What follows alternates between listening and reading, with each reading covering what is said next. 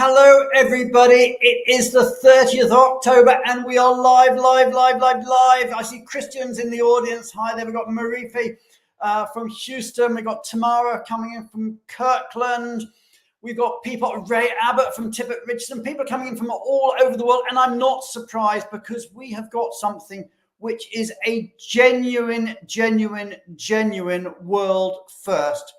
We are talking about a unique partnership that Microsoft has with Benivo and with Amadeus, and it is revolutionizing the way that travel is booked. And you are going to be so excited. We are so excited to share that. So it's a busy old day today. I tell you, I was doing a session at the Forum for Expatriate Management earlier today with Kirsten Meyerhoff of Siemens Gamesa and David Carmichael of CGI about a whole new blueprint for global mobility.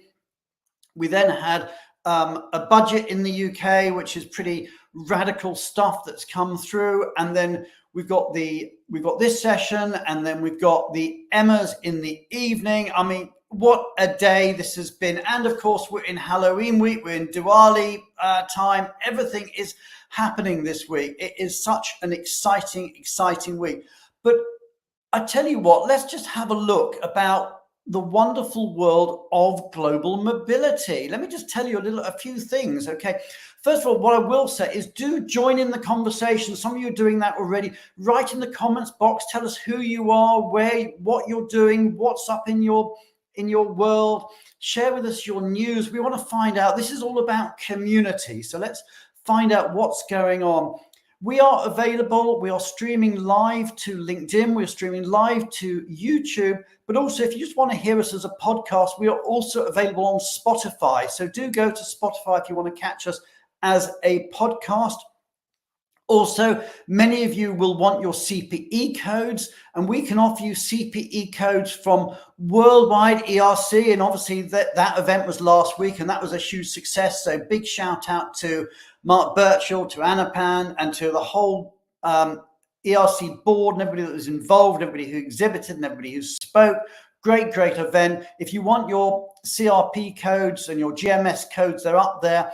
If you want your codes from HRCI or SHRM, then our good friends at Rocket Mortgage help us get those, and those codes are there too. So I'll leave that up there. And then next week, we've got another fantastic show for you next week. Have you ever dreamed about giving up your day job, about not being a wage slave, about starting your own business? Well, next week, we've got two wonderful global mobility entrepreneurs who did just that.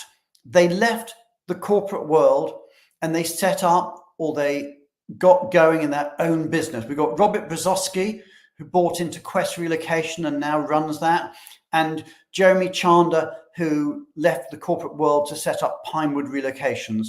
And they're going to talk about how they made that shift from being an employee in somebody else's business to running their own business. So if you've ever dreamed of making that dream of being a mobility entrepreneur, do make sure you join us next week as we talk about that. So what's been going on in the wonderful world of global mobility in the last 7 days? Well, let's find out. Let's see what has been going on over the last 7 days in global mobility.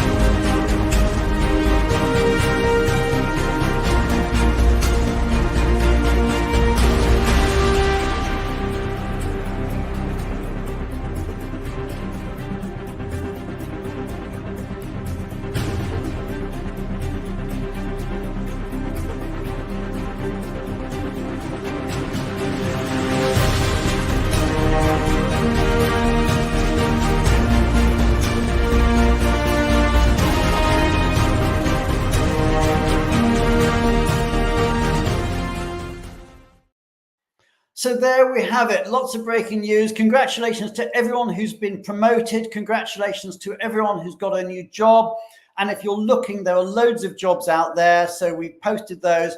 If, by the way, you have a piece of news you want to share with the global mobility industry, perhaps you've been promoted, perhaps you've got a new job, or perhaps you've got a job that you want to get filled, then let us know and we will try and publicize your particular job. Talking of news, I was at the FEM event today, and I bumped into my old friends, Michael Cadden and Kathy Hine of Living Abroad, and they told me that they got a new book out called Moving Abroad, and there it is. It is a one-stop resource for business success and family adjustment. And if anybody is interested in a primer to global mobility, to relocation, that is a really good book. And I'm told that it is available on Amazon or via the Kindle store, or if you know them, reach out to Michael and Kathy and they'll tell you a bit more about it. So shout out to them and kudos to them on publishing what they tell me is the first book of its kind in our industry. So that's all the excitement that's going on. We're now going to move on to talk about immigration. And as ever, I'm really excited that we have backstage with us the one and only, the legend that is Julia Onslow-Cole. So everybody, you know how it works. Please hit the heart button, hit the like button, hit the applause button, and let's welcome onto the View from the Top stage, Julia Onslow-Cole.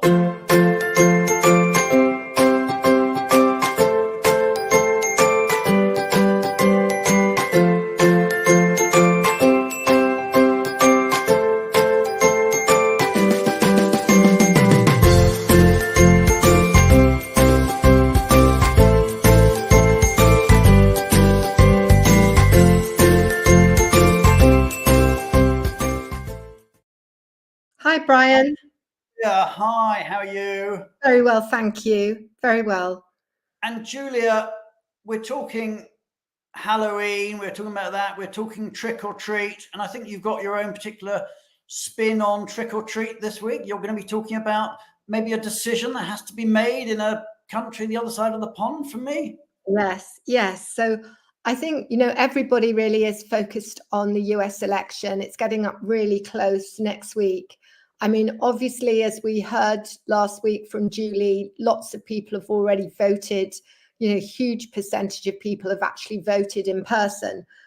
But I wanted to just spend my 4 minutes today just looking at what will happen if there's a Trump administration, what's likely to happen if there's a Harris administration, and what you should be doing now. So that's the focus of my 4 minutes. So we know what is going to happen if there's a Trump administration. We know Trump's view of immigration. He's actually mentioned it several times during the run-up to the election, but he also put his statements very clearly in the executive decisions that were made very early on in his last administration. So he's very focused on security. He's security-centered and enforcement.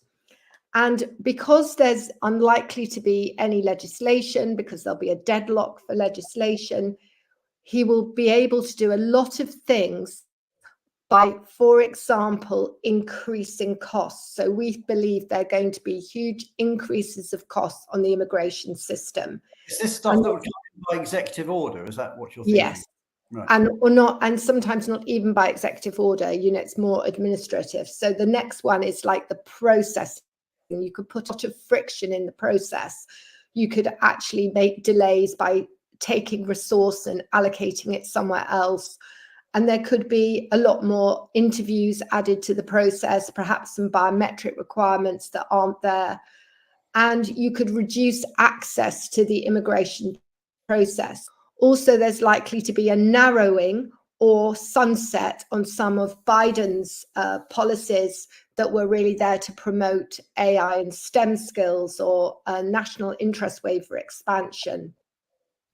And there's likely to be a real heightened security on sort of heightened security with like extreme vetting. There's been a lot of discussion about that. And obviously that would really slow things down. And then he has aggressive mass deportation goals.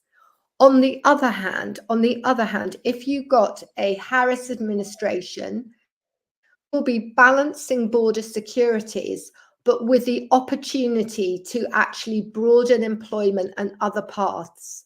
She's likely to continue the current immigration policies, and she's likely to have this focus on ensuring that the US have the technical edge and the skills that they need. And she's likely to continue to give clarity on national interest waiver and skilled pathways, skill-based hiring, and the modernization that's been going along around the margins. Also payroll authority, and potentially a new kind of earned pathway to citizenship. So that describes what Trump's likely to do, his likely policies at a high level, and Kamala Harris. Now, going back to her, she has vocally supported a fairly conservative border policy and border bill, in that was considered in spring. So she's really actually pivoting slightly rightward from her old positions, and that's very much in line with where most US voters are today. So when she was a Californian senator representing Silicon Valley, and in her prior 2020 presidential campaign, she was slightly more left on the borders, and now she's slightly more right.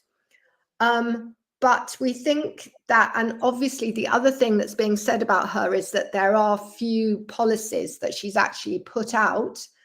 But overall, we'll see a continuation of what's gone on in the Biden administration.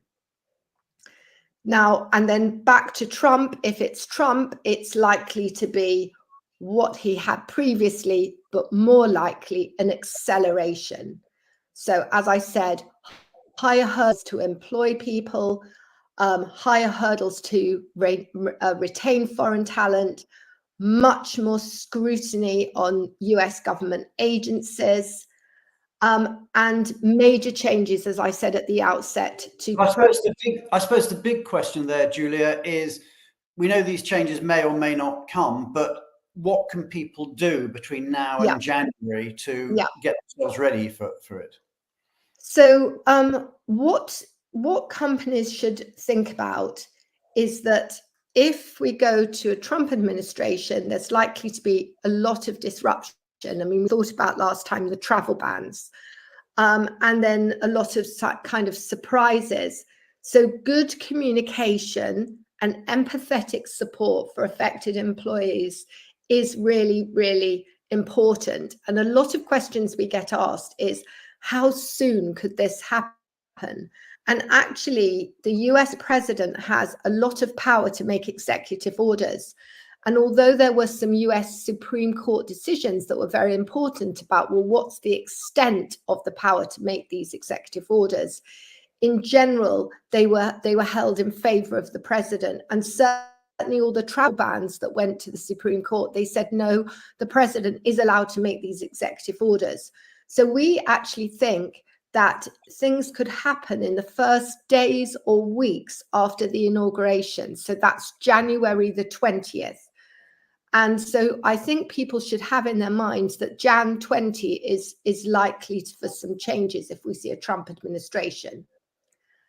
And what we're really telling our clients to be really careful about, and what actions they can do now, is now refresh your program. Look at your program and say, is it really, have you really tightened it for compliance? Because we think that's an area that's really going to be a focus. So are you sure that you've eliminated any risks in your program?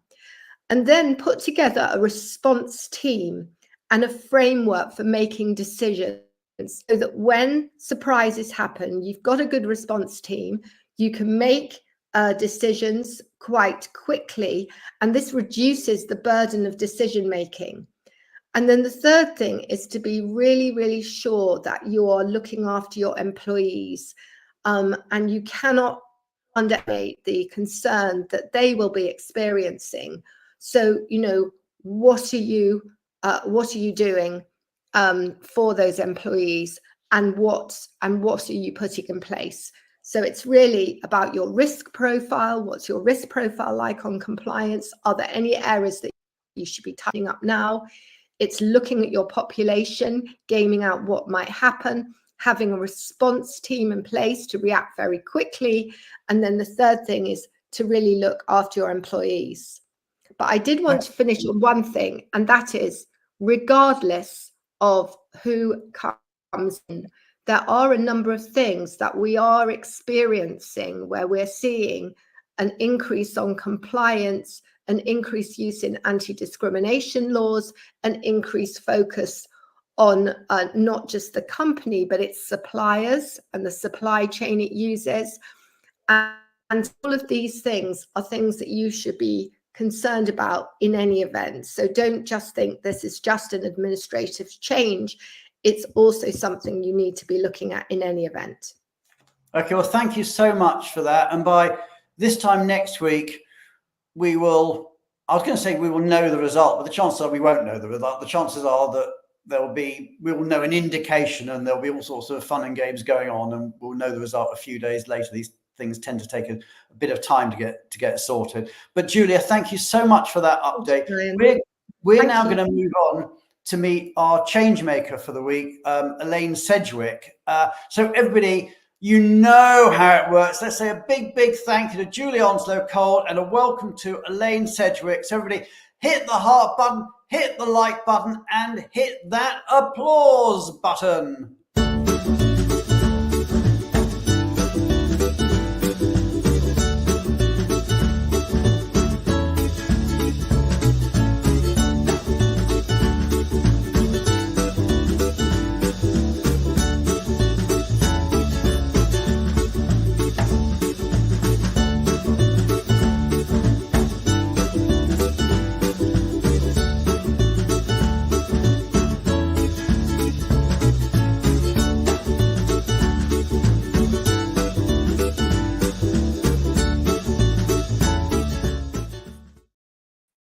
Hey, Elaine, welcome. Thank you from the top. Thank you. Thank you for fitting me into a really busy schedule today. Absolutely. And where are you today?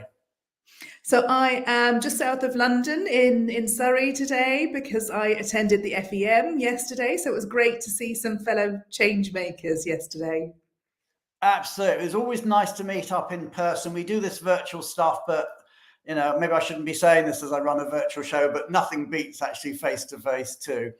So Elaine, tell us a bit yourself, for the people who don't know you. I know you're pretty well known in the industry. For people who don't, tell us a bit about your background and how you got into mobility and what you do. Well, total mistake, as everyone, total kind of happen chance that I was just speaking to a friend who recommended that I might try the industry back in 2001, so a long time ago. But I've been in the industry, a long time in in-house roles, at the service provider side as well. And I've been an expat myself in Germany, Hungary, China, New York for a while. So I've had that experience, which, you know, brings great empathy to the role as well. I'm based in the UK, based in Stratford-upon-Avon, so in the Midlands in the UK. Nearest city is Birmingham. And I've just come off an FTC and providing cover for maternity leave at Jaguar Land Rover. That's actually an interesting subject, which we've not done on the show, but maybe we should. I mean, tell us a bit about what it's like when you're doing a fixed contract, you're doing maternity cover. Well, it's an interesting position to be in, and I'd love to hear from anyone else who's provided cover for paternity leave and for parental leave, because, you know, you almost feel like the supply teacher, the temporary teacher filling in. But, you know, the curriculum remains the same, and you almost have to switch your mentality to, you know, that things need done. You need to set objectives and goals, and potentially you might not see the end of projects, but you have to, you know, drive them forward and start them. And of course, you don't want to change the world as well. And, completely change all the policies whilst providing the cover. So it's that delicate balance.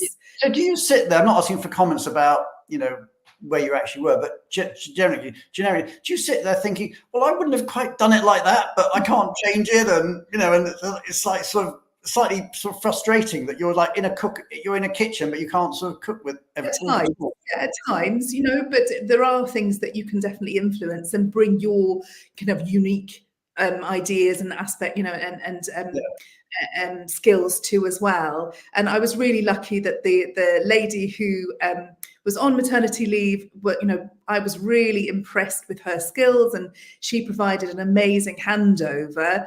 So then at the end of my time, I was motivated to also, do the same for her.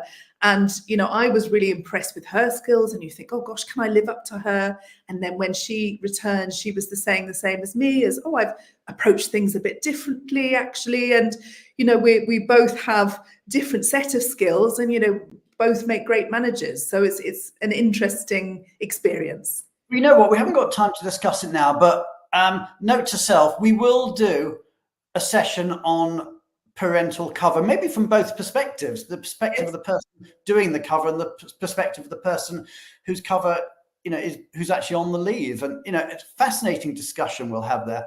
But Elaine, just moving on quickly, you're a change maker. Tell us a bit about the charity that you've chosen and the reason. So the charity is Cancer Research UK. Through personal experience, we all have loved ones who've suffered from cancer, and I just think it's really important. I really hope that with medical advancements that my children, my children's children will not suffer in the same way as we are. So it's really, I'm really passionate about that charity. Yeah, and I know it's personal for you, and I think it's personal for everybody. I mean, everybody sadly seems to know somebody who's who has got or has had cancer, and it's just such a vile, horrid disease. And the more research that can be done globally, the better. So thank you for being a change maker, and thank you for supporting or letting us support cancer research on your behalf. We really appreciate that. So we're gonna move on now, and we're gonna bring Matt Cheek onto the show to talk a bit about some of the stuff that Benivo is doing. But one of the things that I do want to just particularly mention, of course, is that it is the top 100 women of global mobility list is now open, and that is voting is going on, and that closes in a couple of weeks' time. And with that in mind, I'm going to run that video, and I'm going to bring Matt on to talk about that and about other things. So everybody, you know how it works. Hit the heart button, hit the like button, hit the applause button. Let's say a big, big thank you to Elaine Sedgwick, and welcome to our stage, Matt Cheek.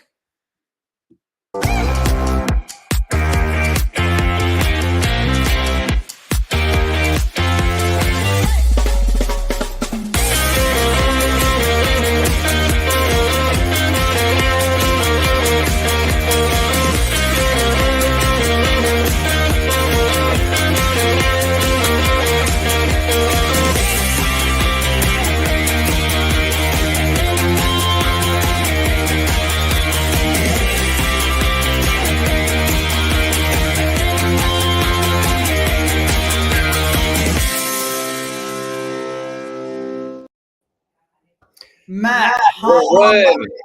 So tell us what's going on in Benivo world. Well, we have a few exciting things. I actually have my screen shared if you would like to pull that up, build right on the video that you just played. The first thing we have going on in Benivo is those nominations for the top 100, which have another 2 weeks to go. So we highly encourage everyone to go straight over to the top 100 site. You can get there from Benivo.com and cast your nomination for the top 100 women leaders in global mobility. So, and just for the avoidance of doubt, women leaders, that is corporate only, isn't it? So we just need to emphasize. That's right. That's right. Thank you. All right, and on the so yeah, getting great participation so far, and we want to collect all the nomination for all the top leaders in everyone's view. The next thing I had to highlight in Benivo world is that we have just put out a new piece of research that is on the hidden cost of unsupported moves in the relocation space. We shockingly estimate that the total absorbed cost of the actual true cost being absorbed by companies today is $30 million. And there are, in the typical large enterprise, about 15% of employees have undertaken a move that was completely unsupported out of the program, and that does bring a cost to the company. We have an analysis of that reality and some suggestions for how to approach it, and that is now live on the site and available to download. So 2 for 1 of things that you can do right now on Benivo.com. And finally, in Benivo updates, we have events. So I believe you are enjoying the FEM in London yesterday and today. So that's happening for all you local London people. I hope you're there and having a good time. And the fun does not stop in London, because also in a short few more days, on November 7th, there is the Global Mobility Executive event. And Benivo is presenting 2 sessions at that event. We have a panel session that we are doing with Alexandra Oeda, who is the head of global mobility at Pearson, and Nitsan Yudan, CEO of Benivo, focused on the high touch experience integrated with high tech to manage your platform. And then we are doing a breakout on a related but wider topic of the blueprint for global mobility of that same concept of tech with integrated services a little bit later on in the afternoon. So okay. 2 great events happening in London, one happening right now and one happening on November 7th. It's all going. We've got so much to talk about. I could chat for longer, but I can't, because we got backstage. I'm so excited. We have Microsoft. I mean, how exciting is that? And we have Amadeus. So how exciting. We've got some really fascinating stuff. So everybody, you know how it works. Hit the heart button, hit the like button, hit the applause button. Let's say a big thank you to Matt Cheek, and let's welcome to our stage Brook and Ann and Andrew and Lisa as we talk about global mobility at Microsoft, episode 2.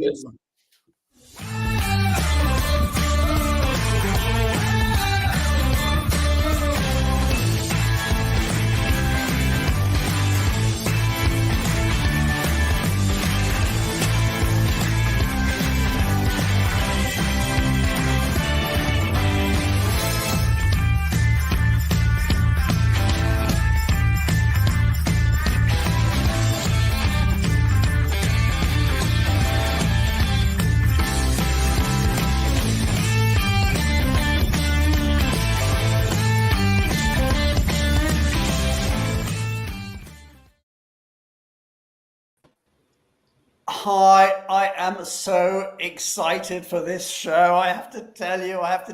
I mean, and out in audience land, I tell you, we are going to show you stuff that literally no one has done before in our industry. This is so cool. But let's just start off with a bit of background. I'll start with you, if I may, Brook. Tell us a bit about yourself and your role. I know you were on the show a couple of weeks ago, but there may be people who didn't see that first episode. Tell us a bit about yourself and about your role at Microsoft. Sure. First, hi again. Thank you for having me back. Just really excited to be here. So I sit in Redmond, Washington, or just south of that, at our headquarters at Microsoft. I am the supply manager for global mobility, and I also manage the U.S. intern program. Those are my 2 primary roles, and of course, I do a whole bunch of other little projects and fun things within Microsoft. Cool. Okay. And Anne, tell us about yourself. Well, thanks, Brian. It's great to be here again. I sit in California, and I used to manage the global operations for Microsoft Travel. Now I manage global tools and technology for Microsoft Travel. Okay. So what we've got, I mean, Microsoft, obviously a company that needs no introduction whatsoever. I can't believe there's a person on the planet that hasn't heard of Microsoft. And I mean, what's really cool about the way you guys work together, Brook and Ann, is you've got mobility and travel, and you work pretty much hand in glove, even though you're in different departments, you're different reporting lines, but you're like sort of, corporate best friends or buddies or whatever. You really work together so closely, which is just, I mean, that of itself is awe-inspiring. But I want to move on to bring Lisa into the conversation. Now, you're with Amadeus, or Cytric by Amadeus. Now, I know that what you do is hugely important, and everybody probably on the call will have benefited from what you do. But people may not fully understand exactly what Amadeus and Cytric is. So tell us a bit about yourself and your company. Of course. First of all, hi, everybody. A big shout out and welcome to the audience. I'm delighted to be here today, and I hope you really enjoy the show. So I am Lisa Allan. I'm an account management principal for Cytric by Amadeus, and I'm responsible for the relationship with Microsoft as a Cytric customer. But who is Amadeus? Amadeus is a leading player in the travel technology industry, offering an end-to-end solution. We are, I would say, a travel ecosystem, from planning, pre-authorization, into the travel part of reservation, booking, expense, reporting. Think of us as the Amazon for travel, where you go to search and buy travel. But in Amadeus, we understand the travel industry is digitally transforming, and there is a real opportunity to improve the experience of travel. We're investing heavily at the moment in travel technology to help our customers deliver a better experience for the traveler. And Amadeus is partnering in scale, acquiring new companies, and releasing new products more quickly than ever before. Okay, One of our latest. Yeah, we'll get into that in a bit more detail, but I want to bring Andrew into the conversation, and then we'll delve a bit more down. So, Andrew, tell us about your role. You're obviously a colleague of mine at Benivo, but tell us about your role here. Yeah, absolutely, and thanks for having me on the show. So, I am a product manager at Benivo, so I look after the roadmap for our integrations specifically, and what this means is that I'm really focused on understanding how can we fit Benivo seamlessly into the clients or suppliers' IT ecosystem. So the data is flowing seamlessly really between every platform, and there's not these emails going back and forth and all the manual work that goes along with that. Yeah, I mean, that's something that I really want to get into, and that is maybe in a moment, but that is the core of the problem that we were solving here, is the whole way that travel has historically been booked compared to the way that travel is now booked. And it is huge. But Brook, maybe I'll just bring the conversation back to you, because we're talking quite a bit about a population called the guests, Amazon guests. Just explain who they are, because I suspect every company out there has got guests, but maybe they don't use the term. Sure. And I'm sure Ann can really dig in a little deeper on this. But from the U.S. intern perspective, the concept of guest means that they are not already Microsoft employees. They are either candidates in this instance, and with interns, they are short-term candidates that become employees for a very short-term time, and then they roll back off. So we needed to figure out a way to integrate them into a travel platform with centralized billing that didn't base on a HR feed. So if Ann wants to add to that at all. Sure, Brian, that is the challenge, and every company has this challenge, right? We define guests as any Microsoft-sponsored traveler that is not an existing employee, and that's the challenge, right? Because they can't access the Microsoft systems. Correct. And when you think about these systems have live payment in them, right? The risk is high of having somebody come into that system and be able to book travel for themselves or for anybody for that matter, if you don't have access provisioning controls. And many of the existing access provisioning controls are really not scalable for companies that have any kind of sizable guest population, which Microsoft certainly does. Brook manages an intern program that has 2,500 to 3,000 interns a year. You have to have a scalable solution in order to digitalize. Your guests are much more than that, aren't they? I mean, how many people are we talking about in a sort of normal year? You know, in a normal year, it can be anywhere between 25 and 35,000 guests.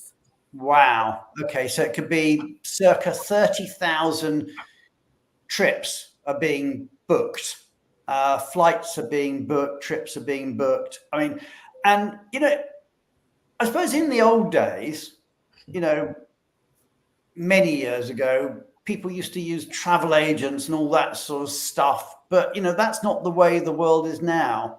But what was it like? Before we made all these changes, Brook and Ann, what was it like at Microsoft if somebody was booking, you were booking a travel for somebody? What was it like in the bad old days of a couple of years ago? Yeah, the bad old days, which were basically 2 years ago. But and as hard as it is to believe, this generation, what you call Generation SaaS, which I think is a great term, they would really have no familiarity with the concept of using a travel agent to make a booking. And the last thing we want, since this is the first impression that an individual has of our company, is to not excite them with technology, but to give them a manual process that they would really find to be foreign to them.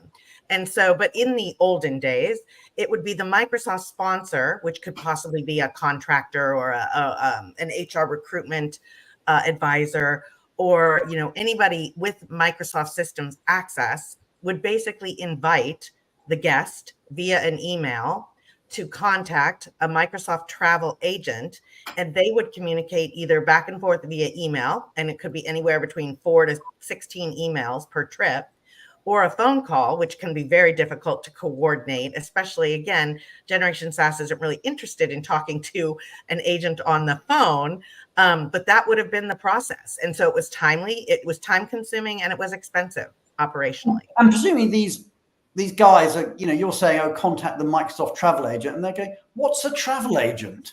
You know, I mean, I can't remember the last time I went into a travel agent. You remember they used to be in the high street or somewhere, you know, or the mall or somewhere. You'd go into a travel agent. I mean, you know, where have they gone? You know, people don't, that's not how travel is booked in the real world.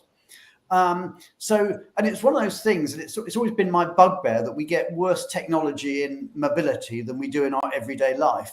But in my everyday life, if I am booking a trip, I don't go to a travel agent anymore. I mean, that's ancient history.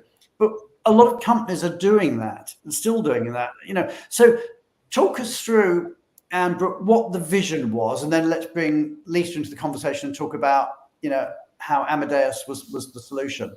But talk us through what you did, what the vision was, rather.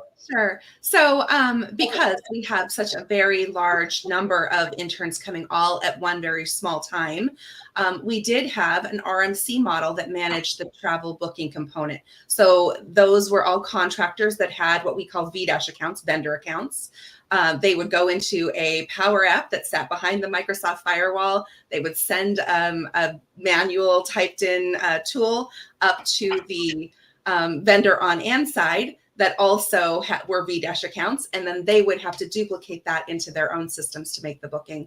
In 2024, when we moved fully to Benivo, that left all of those travel bookings to be managed by me, one person.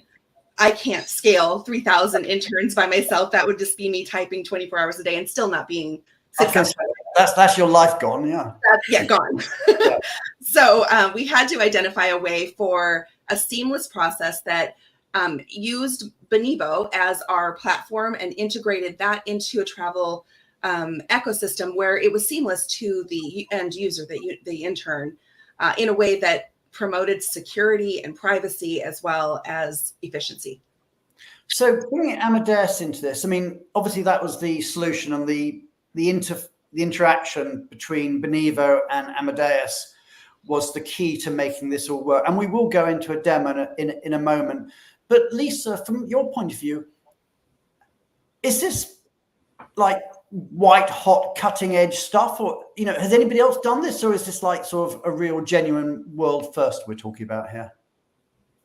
No, it is genuinely the first. It's definitely the requirement that poses the challenges here.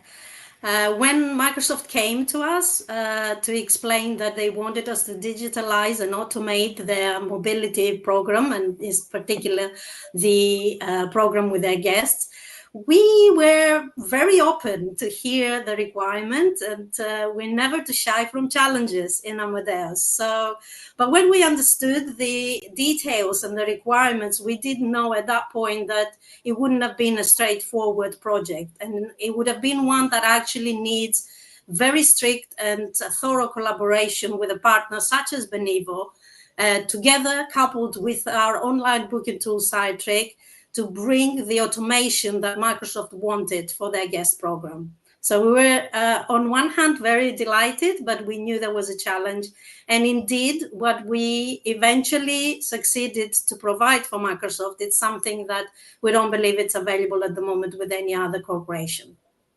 Okay, so this is huge. I mean, this is the first API of its kind ever in the world. So, you know, we've got to look at it. Andrew, can you just talk about the experience, and then we'll start. I'll bring your screen up and maybe we'll start look at the demo. But before we get onto the demo, just tell us a bit about how you approached it from a Benivo angle. Yeah, so there's a few challenges that we have to solve. The first one is, how do we collect the information? The second one is, how do we get the information from Benivo to Cytric? And the third one is, how do we provide the link, the way for them to the intern to log in and make their booking? And finally, how do we ensure we can manage the additional policies that might need to be in place to make sure that this is actually the flights they want to book are valid flights, like they're allowed along with the Microsoft policy. Okay, and let's dive into it. Yeah, I mean, I'll pull your screen up here. So, okay, I can see a screen here. I can see it says Microsoft at the top there, and it talks about your supporting you for your new opportunity with Microsoft. So let's talk through exactly what's happening here. So this is the landing page that the intern will go onto when they log in, and they'll first of all be encouraged to fill in their relocation benefits form. So this is where they can provide some basic information, but some key information, as you can see here, that would be required to make a flight booking. So this is information that will be on their government issue ID, such as name, date of birth, if they're traveling with any authorized dependents. And so, yes, they'll go and fill this in. And once they've completed this, they can then go on and visit the other part of our application, which is where they can actually select their flights benefit. Okay, so as we were going through that bit, I mean, they're filling out their information, and that information is only done once. So that's going in there, and then that gets through to the bit where they can actually start booking their flights. Yeah. Yeah, the critical here thing is to make sure that the end user experience is a positive one. And that was one of the big challenges we had, because we were very much aware of the fact that the end user needed to have a straightforward, seemingly experience. And Benivo, working at the back end of the system together with Cytric on the actual automation, we were able to provide this for the guests, for Microsoft. Okay, and I think an important point here, of course, is these people are guests. So by definition, Microsoft doesn't have their information up front. These are new people. It could be a researcher, yes. It could be an intern. So tell us a bit about that, Brook or Ann. Sure. So again, these people are coming to us from universities, and they are not already Microsoft full-time employees, which means we don't have an employee ID for them or any of the other pertinent information that we would keep within our HR systems. So it was important for Benivo to be able to collect the data pieces that we wouldn't have collected in the recruitment process, such as their date of birth necessarily, that wouldn't be passed to us in an authorization, or the number of dependents that they would be allowed to take, and then to translate that into the booking in a seamless way. Okay, so Andrew, tell us, what are we looking at now? So this is where the intern will have the opportunity to select from a type of travel benefit. So flights is one of them, but they could also select carpooling allowance or driving allowance. Yeah, I mean, the carpooling thing, we talked about it a couple of weeks ago. That is so cool. That is so people can actually meet up or with another person and organize their trips together if they want to do that. Yeah, very, very innovative stuff there. So if we were to go down then to look at the flights, we talk a little bit around the benefit and we explain a lot around what can be expected from the experience. And let's say they would like to go ahead and book that flight, so they would go to the screen where they can actually fill in their needs assessment, so their departure information and their return trip, so they can fill in the date they want to travel on. So I might travel on the 1st because my internship, I can see, starts on the 2nd of December. And in this particular case, I'll just fill in where I'm flying from and where I'm flying to. And then I'll probably come back in February. So you can see it's, at this point, it's very easy for them to be able to go through and select the route that they want to take. And then we also ask them whether they have any additional needs, so we can consider that when determining if they can self-book or whether we need to provide an alternative way for them to complete the booking. So I'm going to put no here. And then at this point, I can confirm the benefit. And what I'm not seeing are any emails here. So this is all going through on a system. All that email chain, those, I think you said anywhere between 6 and 16 emails per trip, they're all disappearing. As is the sharing of highly confidential personal information between multiple parties. In this situation now, the individual is entering the necessary information into a safe environment, the compliant by design environment, and doesn't need to share that among Brook's vendor and my vendor, and it eliminates any concern around sharing of personal information. So what's happening? What's error too, right? So somebody could enter something incorrectly. So what's happening at the back end of this system then? So there are a range of checks that we do. So firstly, we will have a look at the travel dates, make sure that the person's flying before their internship starts and they're flying back after the internship ends. We'll check that the routes themselves are not complicated routes and they're actually permitted routes. If they are complicated, then we have a flag raised for that behind the scenes. So we'll come to that in a second. And we also make sure, again, that we check if they're traveling with any authorized dependents, or if they have any specific accessibility needs, we again need to flag that to take that through a different path. Cool. Okay, let's carry on with the demo. This is so fascinating.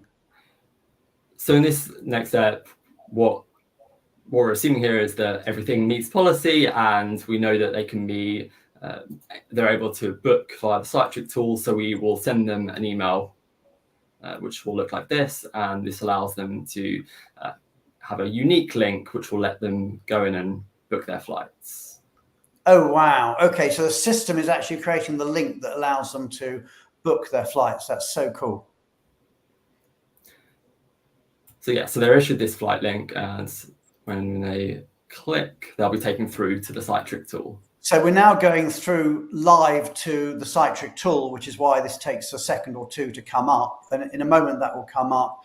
And this is going to be real time stuff. Obviously, we're not going as far as actually book a flight for anybody. We're going to go most of the way before we actually book. So in that time, which took whatever, 7 or 8 seconds, we've now moved through to a live Cytric site, a live booking site. Absolutely. And you can see up here, this is a page which is unique to me. It's you're booking for Andrew Spencer, and it already has filled in with all the details, the routes that I've selected earlier. And what about the controls? I mean, presumably I couldn't then just go in there and book whatever, a first class flight when I'm only entitled to coach, or, book to go from a different location, my vacation location rather than my home location. I mean, tell me about that, Anne. I mean, how do we put controls in here? Well, this is what Lisa was alluding to earlier, and this is where the compliant by design concept comes in.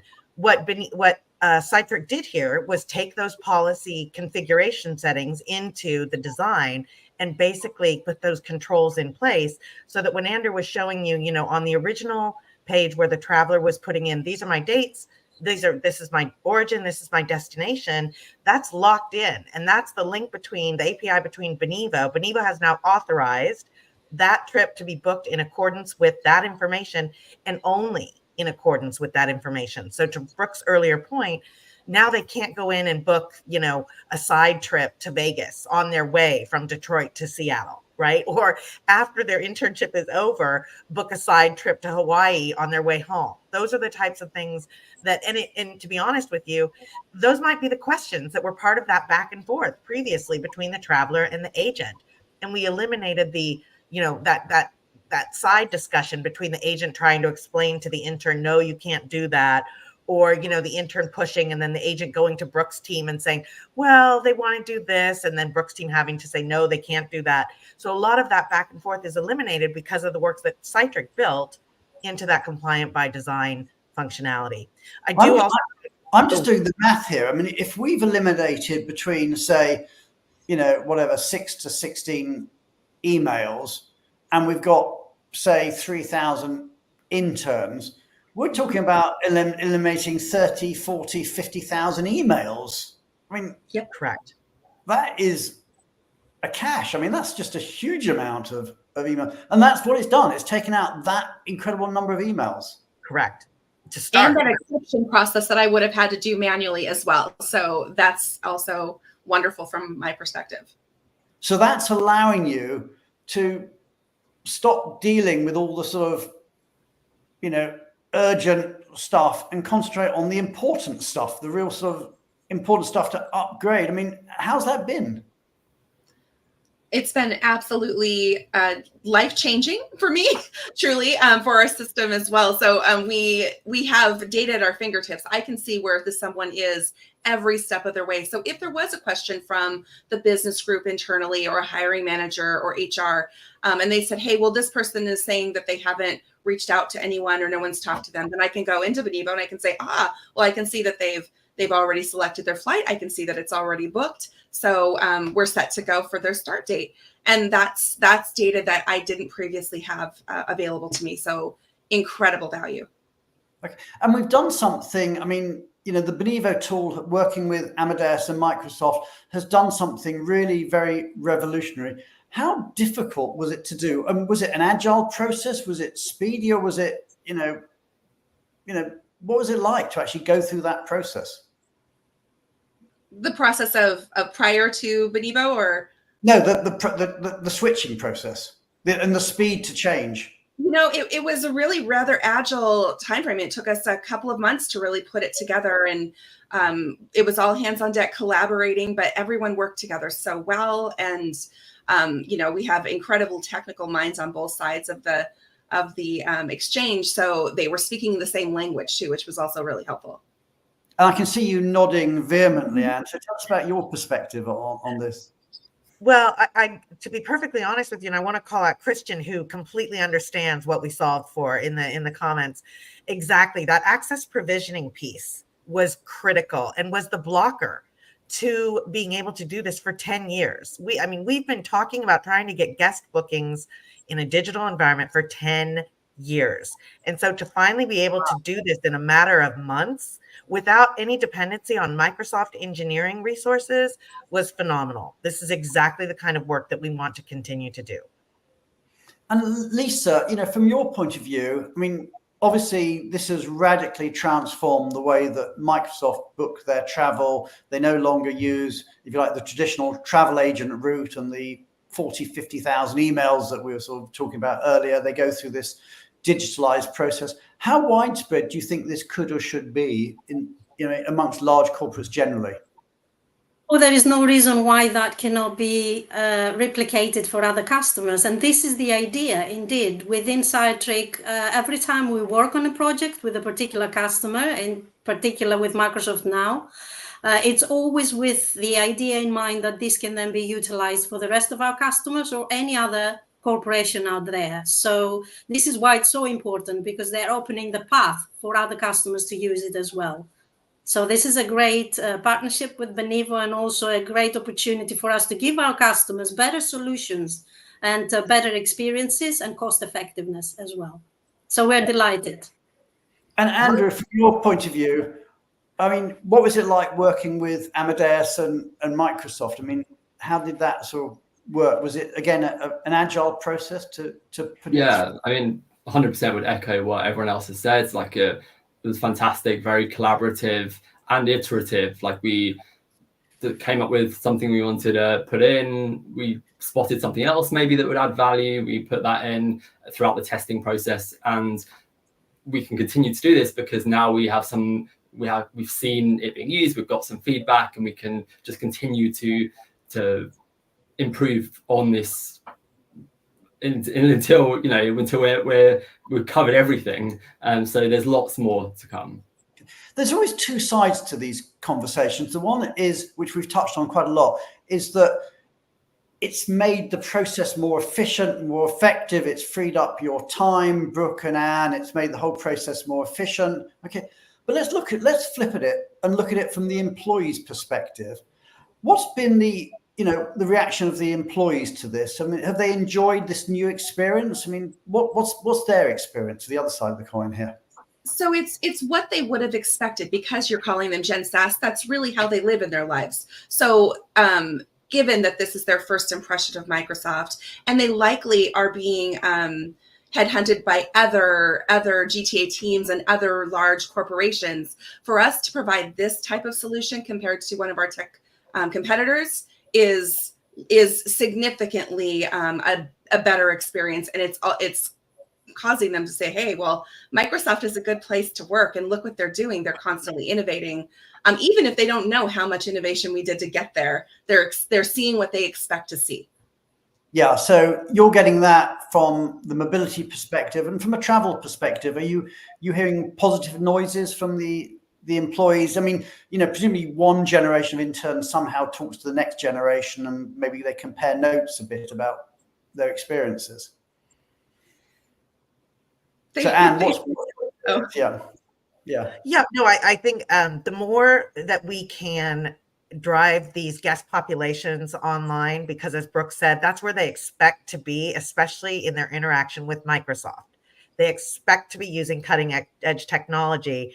And when we're not providing that, I think they question, right? Why am I doing it this way? So we definitely, the feedback for any time we can digitalize a process is very, very positive. And we're just at the beginning of this journey. We have big plans for additional guest populations and additional functionality that I think will only continue to excite those populations. Oh, it's interesting. I was talking to another company today who's not on the show, and I won't mention them, but they're a very well-known tech company. And they were saying that the priority has always been in their tech company, making the client-facing tech really amazing. And somehow the internal tech sometimes gets a bit left behind. And they were saying that that's exactly the reason they were interested in changing their tech. They thought that actually it sets a bad experience to the employees if the tech inside is not as good as the tech that's client facing. And I can see you both nodding there. That's the view at Microsoft too, is it? It is, because, well, HR generally isn't a revenue generating opportunity for a company. So of course we're focused on making and delighting our customers, but those back-end processes sometimes get left behind. So this is pretty significant from that perspective as well. Yeah, so this is amazing. Sorry, you were about to say, Ann. Well, and I think this speaks to where we have to rely on our partners and our vendors, like Benivo and Cytric, because Brook and I could probably never get our needs prioritized from an engineering standpoint. The company has very aspirational goals for our technology, and sometimes our internal tools just don't meet that baseline for assigning engineering resources. So if we didn't have good partners like Amadeus and Benivo, we wouldn't be able to deliver this, and that's what I'm so grateful for. And I think Andrew and Lisa are both not taking the credit they should. We only had a weekly call every week. And so we would find things. And then by the next week, as Andrew said, the iteration was amazing. We would find things. And by the next week, it would be solved. It would be solutioned. And that's just a rhythm of engineering agility that we just would never have internally because of the conflicting priorities.